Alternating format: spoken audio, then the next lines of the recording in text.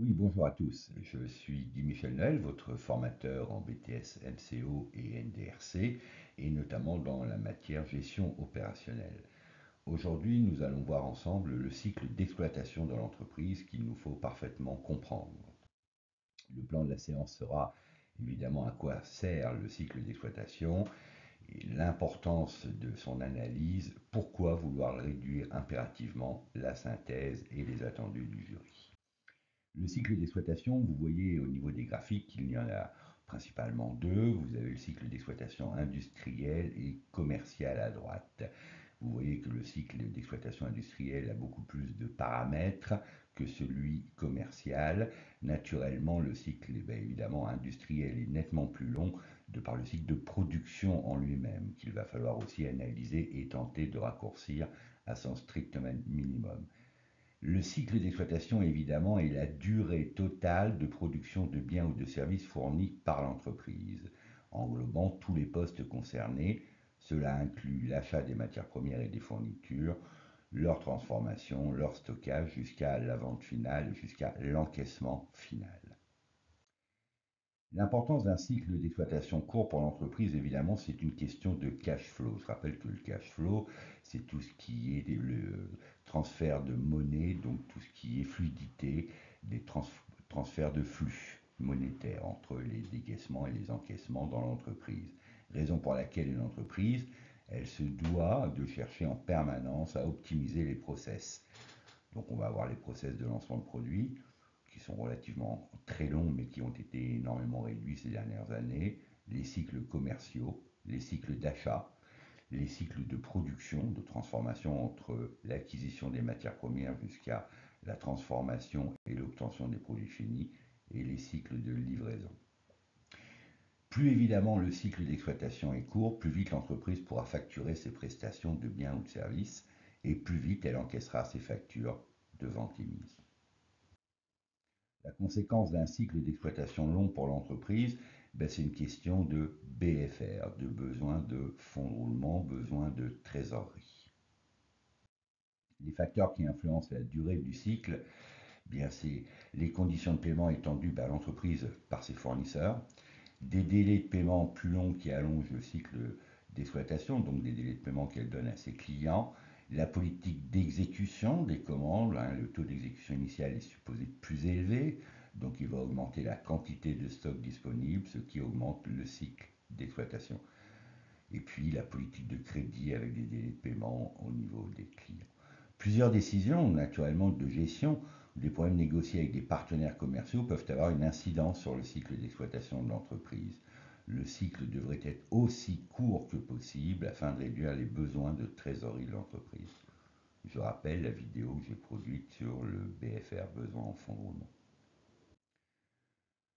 Un graphique qui vous donne une vision d'un cycle d'exploitation et une formule qui correspond à la période dont dispose la structure pour régler ses dépenses. En schématisant le calcul du cycle d'exploitation, on a les éléments suivants. X jours de crédit accordés au client, donc on le voit sur le graphique à droite, c'est le délai de paiement client.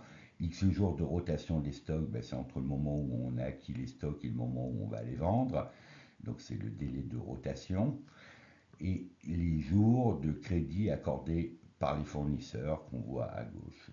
L'ensemble des trois, donc jours de crédit accordés aux clients plus les jours de rotation de stock moins les jours accordés de crédit aux fournisseurs, ça nous donne le cycle d'exploitation en nombre de jours.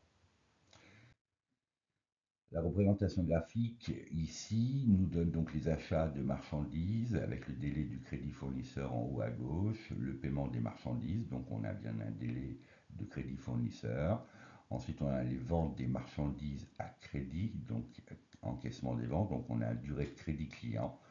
Entre le paiement des marchandises et l'encaissement de la facture émise au client, on a un besoin de fonds de roulement, ce qu'on appelle le BFR. Et entre le moment où on achète les marchandises à crédit et au moment où on les revend, on a notre durée de stockage que vous voyez. L'ensemble fait notre cycle d'exploitation. La formule du cycle d'exploitation, on va retenir trois items, trois critères. Le délai d'écoulement, évidemment, des stocks. Le délai de crédit fournisseur. et le délai de recouvrement des créances clients, c'est-à-dire le délai que nous accordons à nos clients. Donc le cycle d'exploitation est égal au délai d'écoulement des stocks, moins le délai de crédit fournisseur, plus le délai de recouvrement de créances clients, ce qui nous donne notre cycle d'exploitation. L'exemple du calcul, donc là on a une entreprise qui paye toujours son fournisseur dans les 30 jours et conserve assez de stock en main pour passer à travers 60 jours de vente et gère d'ailleurs très bien cet aspect. Il faut aussi compter en moyenne 52 jours pour que ses clients payent les factures. 52 jours, ce qui est énorme. Donc on a un cycle d'exploitation de 60 jours, moins 30 jours, plus 52 jours donc de délai paiement client. On a un cycle de 82 jours, ce qui revient à dire que cette entreprise a un besoin en moyenne de 82 jours de fonds de roulement pour transformer les stocks qu'elle achète en liquidité de trésorerie, ce qui est beaucoup. Donc les trois critères qui rentrent en ligne de compte, l'achat de stock, le paiement aux fournisseurs et le crédit que nous accordons à nos clients. Donc l'importance du cycle d'exploitation, évidemment, il faut qu'il soit le plus court possible. Raison pour laquelle il est important de réduire le délai client. D'ailleurs, la LME, la loi de modernisation économique, a fait en sorte que les délais de paiement n'excèdent plus 45 jours, ce qui a naturellement et mécaniquement facilité la trésorerie aux entreprises. Comment améliorer le cycle d'exploitation? Évidemment, augmenter la rapidité des process, raccourcir les délais de décision, simplifier au maximum donc tous les process quels qu'ils soient dans l'entreprise, accélérer les ventes et la rotation des stocks et réduire le délai de paiement aux clients, voire un paiement comptant est idéal. Les rappels des attendus, c'est connaître tous les paramètres donc, du cycle d'exploitation, donc le délai fournisseur, la rotation des stocks et le délai de paiement au client. Les mots-clés, naturellement, cycle d'exploitation, résultat, chiffre d'affaires, produit, charge. Connaître le bilan, puisque dans le bilan, vous avez les éléments de la valorisation de stock, le créance client et dette fournisseur. Ces paramètres vous permettent de calculer le BFR, où je vous renvoie sur les deux vidéos sur le bilan que j'ai produit et sur le BFR. N'oubliez jamais que le succès de vous, c'est vous.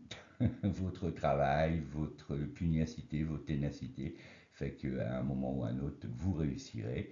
Nous, formateurs, nous ne sommes là que pour vous accompagner dans votre réussite par des vidéos notamment que je peux produire ou bien par nos connaissances et notre expérience. Je vous invite à vous abonner, à actionner la cloche pour être informé de toutes les vidéos que je peux produire à un rythme assez soutenu dans le but de vous accompagner dans votre réussite. Je vous dis à très bientôt. Abonnez-vous, commentez ou tout simplement likez. Portez-vous bien. Au revoir.